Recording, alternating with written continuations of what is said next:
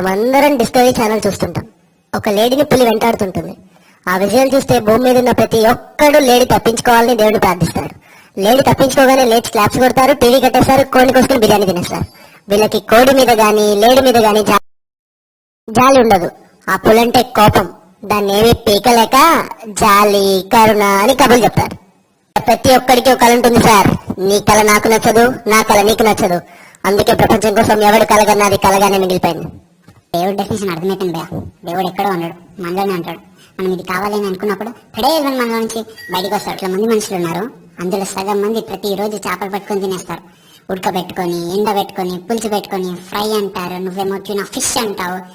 ఎన్నో వేల సంవత్సరాల నుంచి ఇన్ని కోట్ల చేపల మీద తినేస్తే పెద్ద మ్యాటరే కాదు. ఇప్పుడు ఒక చిన్న చేప మనిషిని దాన్ని తినేస్తే గోల గోల చేస్తారు. జాస్ 1, 2, 3 అని చెప్పి సినిమాలు తీసిస్తారా? మీరు మాత్రమే ప్రాణాలా, వాటికి కాదా? సినిమాల ప్రభావం జనాల మీద ఎంత ఉందో తెలియదు కానీ పంచ్ డైలాగ్ ప్రభావం మాత్రం గట్టిగా ఉంది. ప్రతియోడు పుల్లు, సింహాలు, ఏనుగులు, ఎలకలతో ఎడవ కంపారిజన్ ఎడపడం వచ్చేస్తుంది. ఇప్పుడు చెప్పండి రా అబ్బాయిలు, వాటడు వాట్ నాటడు పోవడం అబద్ధం, అదే అబద్ధాన్ని నిజం చేయాలనుకోవడం మోసం. ఊరిని దత్తత తీసుకోవడం అంటే జబ్బుల నుండి డబ్బులు తీసుకొని రంగులు రోడ్లు వేసుకొని వెళ్ళిపోతాడనుకుంటున్నారా? వీడిని, వాడిని, వీడిని, వీళ్ళందరినీ, నిన్ను మొత్తాన్ని దత్తత తీసుకున్నాం. ఎవడు కొడితే దిమ్మ తిరిగి మైండ్ బ్లాక్ అయిపోద్దో వాడే పండుగాడు. అది నేనే.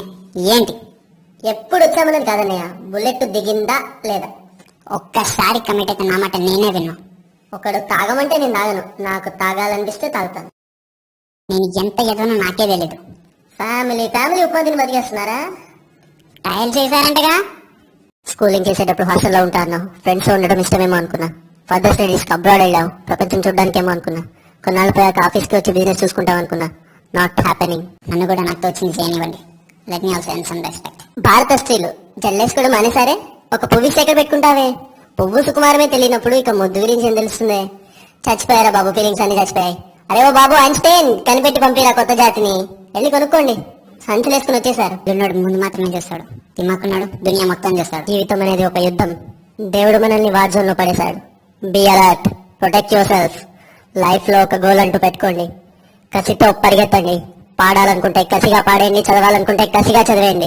లైఫ్ లో ఏ గోలు లేనోళ్ళు వీలైనంత తొందరగా చచ్చిపోండి. మీ వల్ల మాకే ఉపయోగం లేదు. గుర్తు పెట్టుకో, నీకంటే తోప వెళ్ళాడు ఇక్కడ. నీకేదని సెర్చ్ చేయి. ఎవరి మాట వినొద్దు, మనిషి మాట అస్సలు వినొద్దు. If your target is 10 miles, aim for the 11th mile. Court దిమ్మ తిరిగిపోవాలి. చాలు. సైకిల్ ఎక్కడా? నేను నీకు తెలుసా?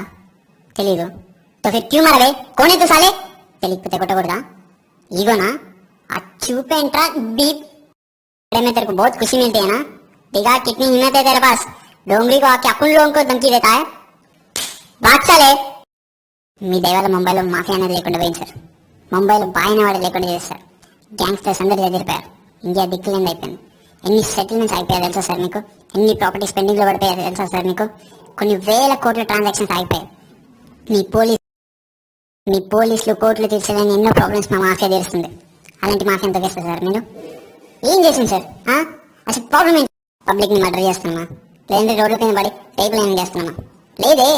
ఇండియాలో మీరు ఏం చేయలేని డబ్బున్న పడాబడా శాలరీతో మేము ఆడుకుంటాం సార్. ఆకలిస్తుందంటే ఎవడు అన్నం పెట్టాడు సార్. అదే 1000 రూపాయల మొబైల్లో ఇంత సిమ్ కార్డ్ వేసి ఒక్క ఫోన్ బాల్ కాడితే ఉచ్చగారిపోద్ది. అరగంటలో ₹1,00,00,000 వస్తుంది.